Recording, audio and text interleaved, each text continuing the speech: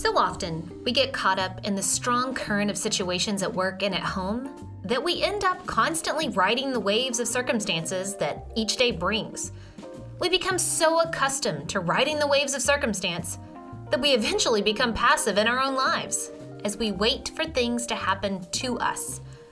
We have got to move from being passive to being intentional in building the life, family, and leadership we want. This is the Leadership on the Rocks podcast, where we equip and empower leaders like you to thrive in and create harmony between your professional and personal lives. I'm your host, Bethany Reese, and in today's episode, we'll learn 4 ways to live, work, and lead intentionally so we can build the life we actually want to live.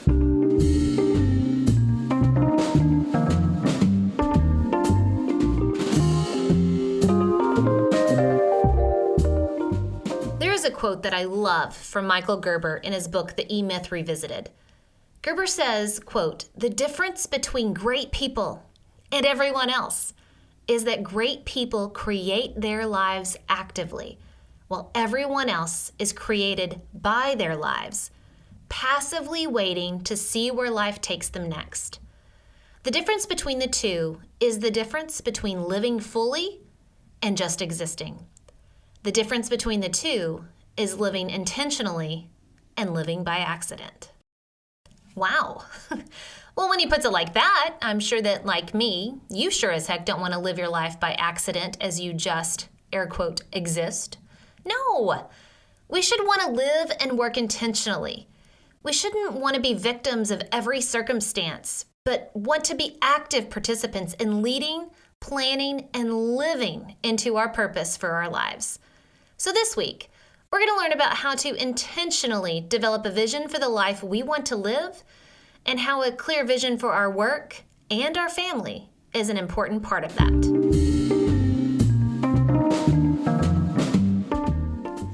So here's the stumbling block many of us trip over in our lives. We become victims to circumstances instead of intentional leaders of our lives, families, and careers.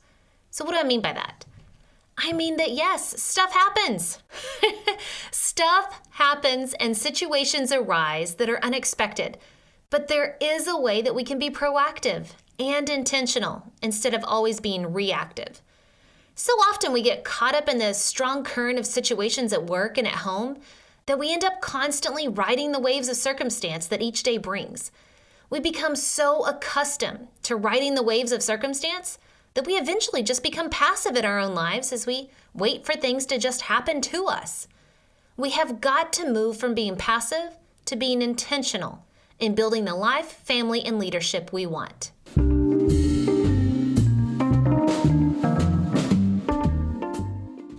Intentions, intentional, intentionality. Any way you say it, when you use these words, you are asking about someone's plan, aim, deliberate actions, or purpose in something. Now, I must confess that in addition to hosting this podcast, I also have a blog called Rocks Before Sand. And one of our core values or essential rocks of that blog is intentionality. And we define intentionality this way: developing thoughts, beliefs, desires, hopes, and actions towards specific goals. Our belief is that in all circumstances, we can be deliberate in focusing on the essential rocks. Our action is that we plan, act, and react and embrace only the things that will add to the mission of significance in our lives on the essential rocks. And the outcome of all of that is that we are not victims of circumstance, but continue to learn and grow from all situations. So that's an example, a specific example of intentionality. And what I hope to accomplish today as we talk through how can we be intentional in our lives. Okay, so now I want you to think about this. Are you being deliberate with your life? Are you deliberate in leading your family? Intentional and deliberate in leading at work? Today we're going to learn about 4 ways to live, work, and lead intentionally so we build the life we actually want to live. So if you feel caught up in the strong waves of your current circumstances, you're going to learn how to develop a strong enough gravitational force that you can pull yourself out of the current situation so that you can be intentional in your priorities and reaching your mission, vision, and goals for your life, family, and career.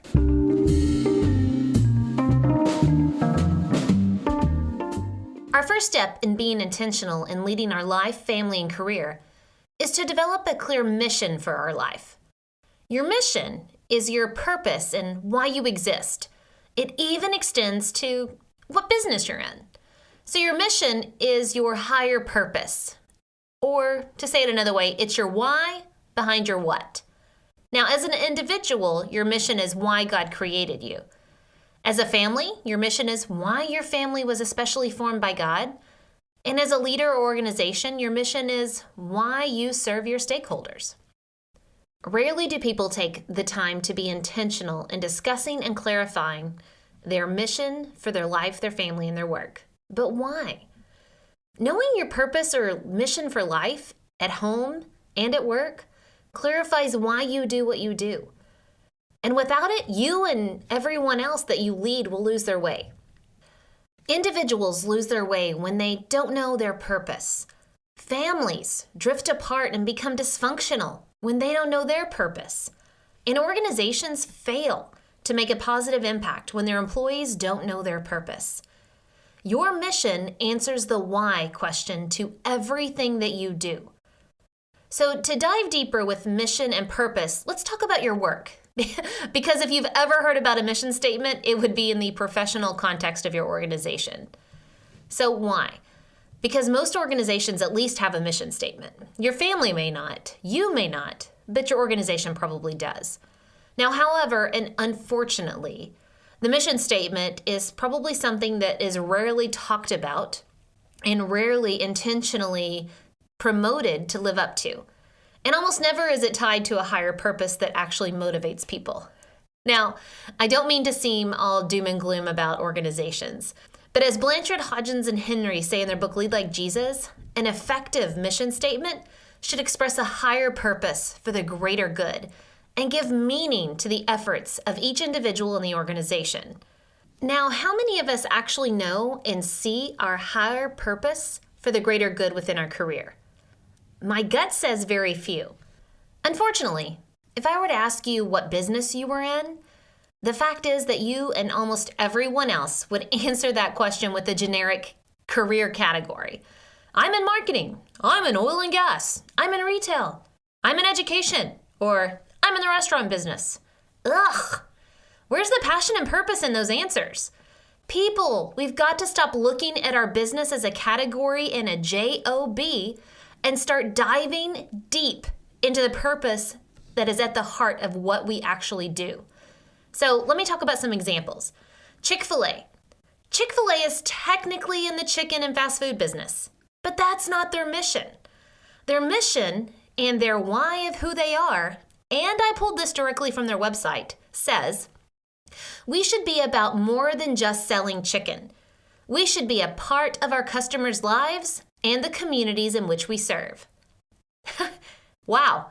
And boy, are they a part of our lives and communities. From school events to local community races, they are everywhere. And everyone that has served Chick-fil-A knows it is their pleasure to serve us. So let's switch to a different company. What about Disney World? Technically, they're in the theme park business, but that's not their mission. They are in the happiness business. Every single person that works at Disney knows their mission to bring happiness and joy to their customers. And Southwest, the airlines. Technically, they're in the airline business, but their mission is about connecting people to what is important in their lives. And yes, I got that off their website too. So if Chick-fil-A's mission is serving a community, Disney World's is about creating happiness, and Southwest's is about connecting people to what's important, let me ask again, what business are you in? What is the why behind the what that you do? Do you have a clear mission and purpose for what you do in your life, in your family, and in your business? If not, and you're the leader of a team or an organization, you need to stop right now. Stop and clarify what the purpose is and make it tied to something that's a higher purpose that everyone can be motivated by. And don't just print it on a poster and slap it on a wall. That does nothing. Your mission is something that you talk about and teach constantly. You explain it thoroughly, and you test for understanding. You don't assume that they get it the first time and they're good to go. You have to impress it upon them. You impress it upon everyone in the organization through repetition and talking about it over and over and over again. Everything your organization does should be directly tied to accomplishing the mission. Now, what if you're an employee and your organization lacks that mission? Start the conversation in advocating for clarity of a mission. All right, so let's recap. Our first step to being intentional in leading our life, family, and career is to develop a clear mission for our life, clarifying our purpose and why we exist. Now, we should refer to it daily, and it should drive everything we do on a daily basis.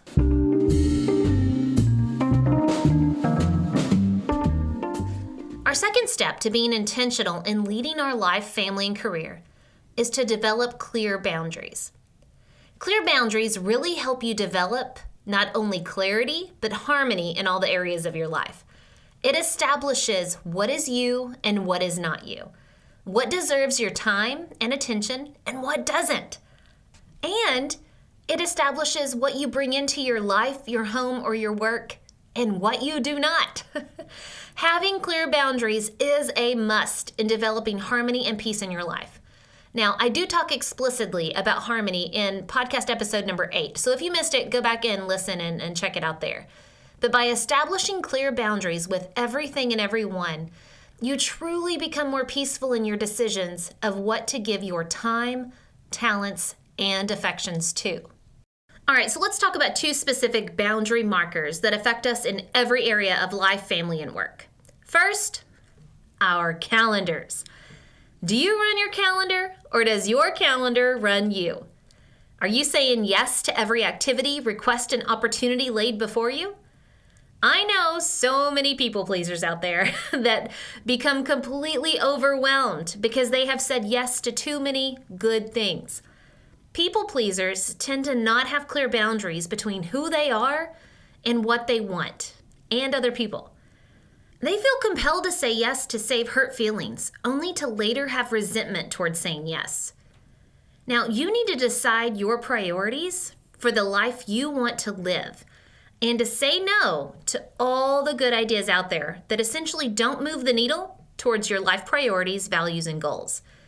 By saying no to the good and controlling what gets on your calendar, you become free to step out of being in the business to actually work on the business. Let me say that another way.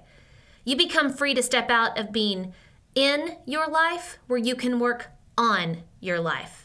Now, I want to remind you of a phrase I heard that while it may be a little unorthodox, it has really helped me break my people-pleasing ways, and I actually have used it on the podcast before. When presented with an opportunity, if your answer is not a hell yes, then your answer should be a no. In other words, if the activity or opportunity doesn't align so strongly to your life's priorities, then you need to say no. Stop filling up your calendar with sand elements of events and only allow rock elements or those essential priorities to take up your time, talents, and affections. So now let's talk about a second boundary marker that affects us in every area of life, family, and work. And that second boundary marker is our emotions. Do you run your emotions, or do your emotions run you? Emotional intelligence is a huge skill set that helps you develop clear boundaries for understanding and leading your feelings. So often we let our feelings lead us. Now, emotions, again, remember, I'm from the country, so emotions can be like wild pigs. They burst onto the scene and uproot anything and everything in their path, causing major disruption to the ecosystem. This is the opposite of what our emotions should do, but if we let them be in control, that's exactly what they do. When situations arise, we should have clear boundaries about how other forces are allowed to affect our emotions. As an emotionally intelligent leader, you are able to choose your reaction rather than feel your reaction. By having clear boundaries with your emotions, you set yourself up for choices to lead and feelings to follow instead of the other way around. So for example, let's talk about marriage. Nothing sparks emotions quite like our romantic relationships. But if our marriage is based on this emotion of sweet gaga love, right, always being present, then it's no wonder so many marriages end up because of infidelity or the famous irreconcilable differences. If a couple has a string of bad circumstances in their relationship, of course the emotion of love won't be created. The marriage was led by emotions and not choices, and that's why it was an unhealthy marriage. In healthy marriages, each spouse chooses devotion and selfless service over love. Now, sure, the feeling of love will mostly be present, but there will come a season of life where maybe one spouse is suffering from excessive stress because of work, and the other spouse chooses to listen and support instead of demanding that the feeling of romance and romantic love always be present. So let's talk about another example. Another example is bringing home our stressed out emotions from work to our family. At work, you might feel like you're doing battle all day long because you're working with difficult clients, or maybe you're working with disgruntled employees, and that has anger building up inside of you. But you know you can't go off on the clients or the employees, so you bring those emotions home, and guess what? You lose your temper with your family. You unleash them on your family. Try not to do that. Don't let your emotions control you. Choose instead to not let others have power over your emotions. Now, I absolutely love the way Dave Ramsey explains this topic. He says, you need to hang up the sword when you get home. Oh, that's such a great visual, isn't it? Whenever you get home, you need to take the sword of stress and emotions and anger or whatever else from work, and you need to hang it up at the door. So when you come home to your family, you hang up the sword and you are present with them. All right, so to recap, our second step to being intentional in leading our life, family, and career is to develop clear boundaries. 2 specific boundary markers we can establish is who or what runs our calendar and our emotions. Do others run your calendar and affect your emotions, or do you control both?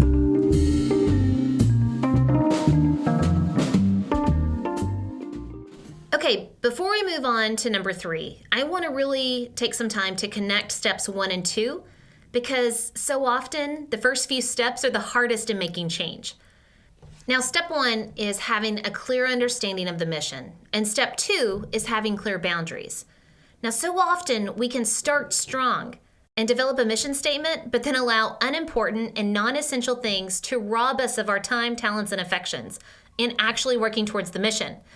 Without a clear sense of boundaries, we can easily lose our focus of our purpose and our why. In other words, we can easily become Doug the dog from the Disney movie Up. Squirrel! Have you seen that movie where he's constantly being distracted? Squirrel! Now, here's a good litmus test concerning steps 1 and 2. So a litmus test with work. Are you always working in the business that you never have time to work on the business? Are you working so much in the business, the day-to-day tasks and problems, that you never get time for the priorities of working on the business, which would be developing vision, mission, and equipping and empowering those you lead to make an impact? A litmus test with your family is everyone in your family going their own ways and connecting more with their devices than with each other? Is your family so busy with activities that you never sit down to have dinner or just talk? Now let's look at yourself, a litmus test with yourself. Do you spend time with God daily so He can fill your heart with His purpose for your life? Another question. Do you feel peace in what can be considered chaos? That can only be found by spending time with God. Now, to be effective in living out your life, family, and work mission, it is imperative that you have clear boundaries between what supports the mission and what doesn't. If something doesn't support your mission, it's not allowed in.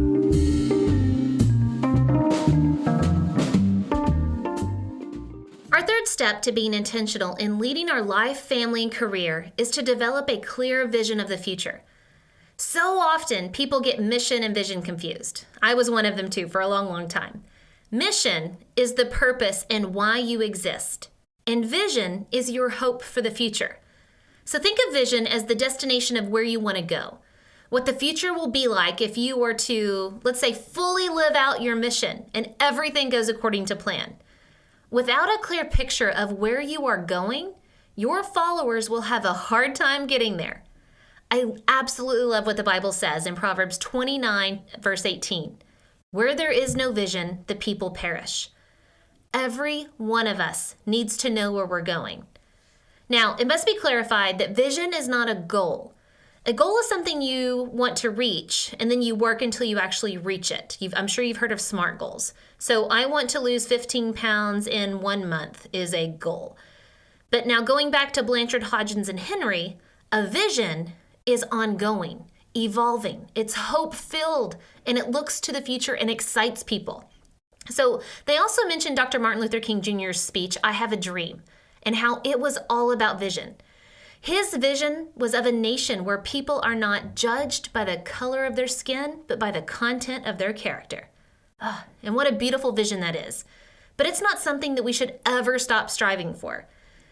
Vision is important because it helps us see where we're going. And man, visualization is such a powerful tool when it comes to truly connecting with a mission. Vision is what helps people continue to have hope for a better future because it's future focused. So, now listen to this. When a pandemic comes, or inflation skyrockets, or an industry tanks during a recession, the vision provides a bright light of hope for the future, even through the toughest of times. So, once you know your purpose, your mission, and you've committed to developing clear boundaries so you can focus on your mission, you need to start working and visualizing what the future would look like if you fulfilled your mission. So I want to give you a few specific examples of a vision from various organizations. So the Alzheimer's Association, their vision is a world without Alzheimer's disease.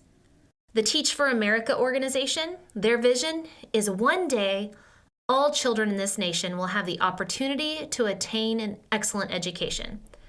And let's not forget our best friend, I'm sure it's a lot of people out there, Netflix.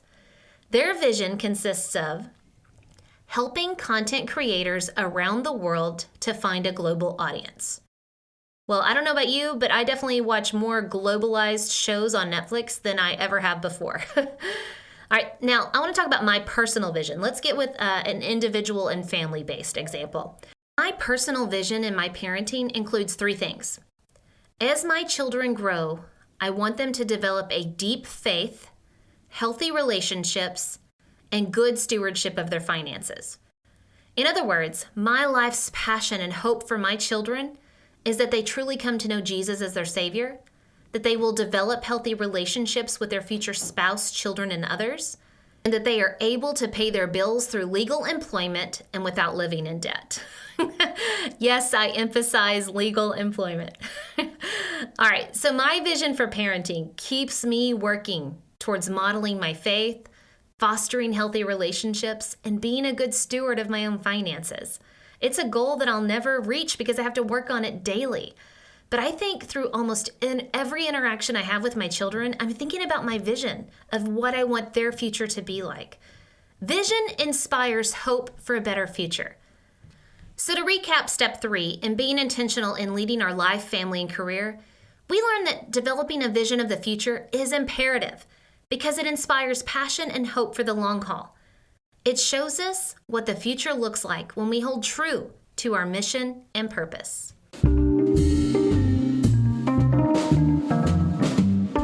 Our 4th and last step to being intentional in leading our life, family, and career is to clearly define our values. Clear values within your life is an absolute must because it sets the priority for what parts of your life are to be protected and nourished for growth. Without clear values, you're more likely to succumb to the overwhelming forces acted upon you. Forces like other people's priorities, expectations, values, and even societal pressure in general. So speaking of forces acted upon you, have you ever watched a wrestling match or an MMA fight? Now, Please forgive me. I am in no way, shape, or form an expert on wrestling or MMA fighting. So all the wrestling and MMA lovers out there, please forgive my lack of proper terminology. But the one thing I can easily observe when an opponent is trying to knock you off your feet is that you don't expand your body out, you contract it in. Your arms are in to protect your midsection, and your legs are bent to stabilize your stance. So in other words, you get low. Now, according to my absolutely amateur eye, it seems that the lower center creates a steady foundation for defense, and it makes it harder to be exposed or to get you off of balance. But it also prepares you to make an explosive move to take the offensive. So what in the world does wrestling and MMA fighting have to do with being intentional in your life? Well, in my opinion, a lot.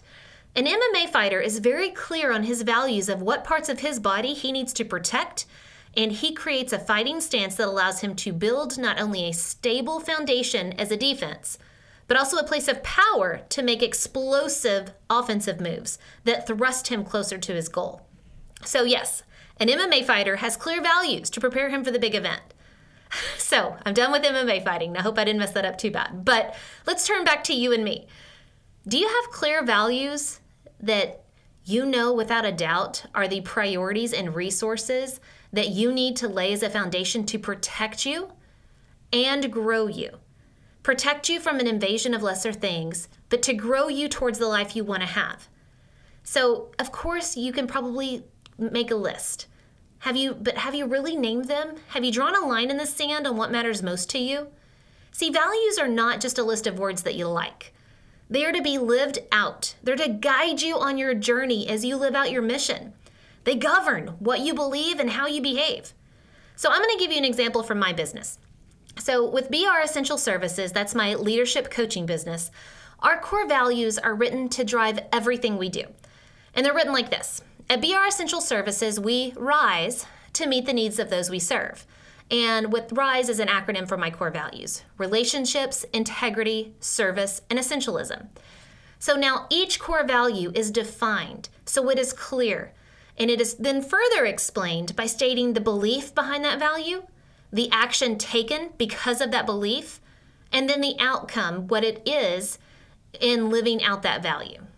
So that's a business example, and you can visually see it if you go to bressentialservices.com/about. You'll see a visual example of that.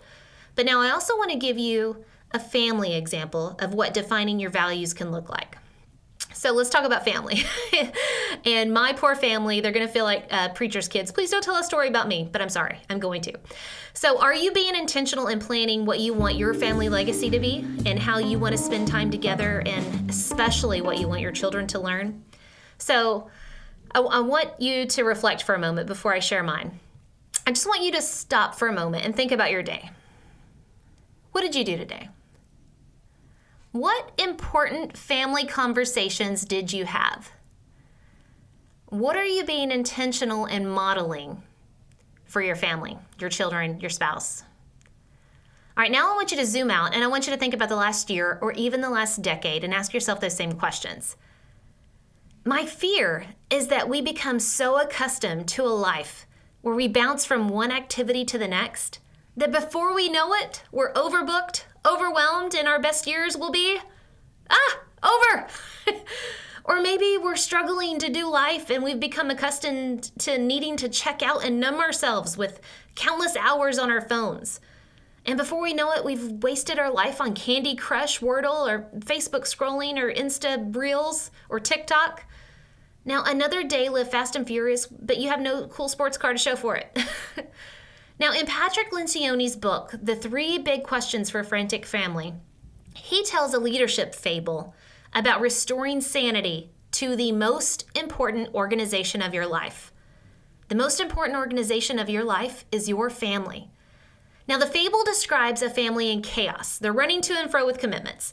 And finally, the husband pops off to his wife saying, quote, "If my clients ran their companies the way we run this family, they would be out of business." Now, needless to say, a fight ensues. But it also becomes the catalyst for the family to become more intentional in building and supporting an intentional life and family legacy. So, have you ever taken time to name your family's foundational beliefs and values? By taking time to name what your family believes and values, you will become more intentional in modeling them and helping your children learn them through their own experiences. Be intentional in naming and modeling your family's beliefs and values. So now back to my family. So with our children, my husband Jason and I developed a family foundation board to help us all focus on what we believe and what we value. Now we did this after reading the Patrick Lencioni book that I mentioned. So this board actually hangs in our kitchen. And for my teachers out there, yes, it's an anchor chart. All right. I cannot tell you how many times we point to it and use it when we're having conversations about a current situation in our life. We use it to anchor everything that we talk about, that we do, reasons why we do the things that we do, and we explain what's most important to us. So our family mission statement is to live a life of integrity that is intentional and authentic. And here's where our values come in. Now, we explain to our kids that our values are the behaviors, the beliefs, that people like us do things like this. Or in this case, Reese's like us do things like this. And so here's our list of our family values. We grow in the fruit of the Spirit. We improve our mental capacity through learning, thinking, and problem solving. We care for our physical health because our body is a temple. We put family first. We work hard and serve others. We practice minimalism because we always want to know what value is. And we practice financial freedom by living beneath our means. So that's just an example of how we were able to be intentional in developing and talking about and modeling what we value as a family. So I really strongly encourage you to sit down with your family and talk about what your values are and explain it and then model it and then talk about it. Remember, impress upon it over and over again.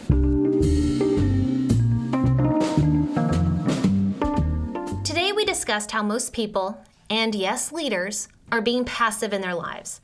Most people just live their life by accident as victims of every circumstance that happens to them.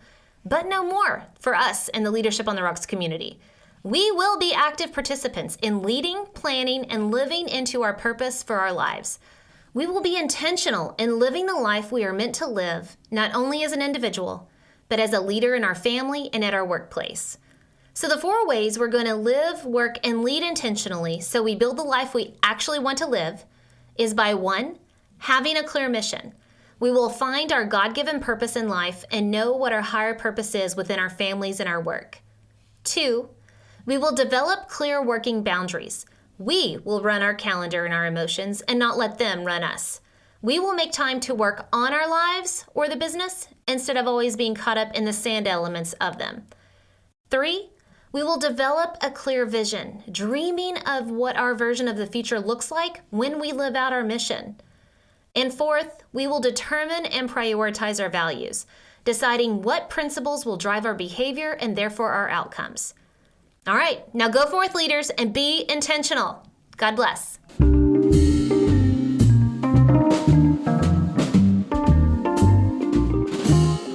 Hey, it's Bethany again. If you're enjoying the Leadership on the Rocks podcast, be sure to subscribe so you don't miss a single episode. Also, if you feel like this podcast is helpful, will you do me a favor and share it with your friends, family, coworkers, or anybody else who's trying to grow in leadership, but also wants that harmony between work and home? Thanks, and I'll see you next week. And remember, the most important rock you can build your life and leadership on is the rock of Jesus Christ. Today's Bible verse comes from Proverbs 29:18a. Where there is no vision, the people perish.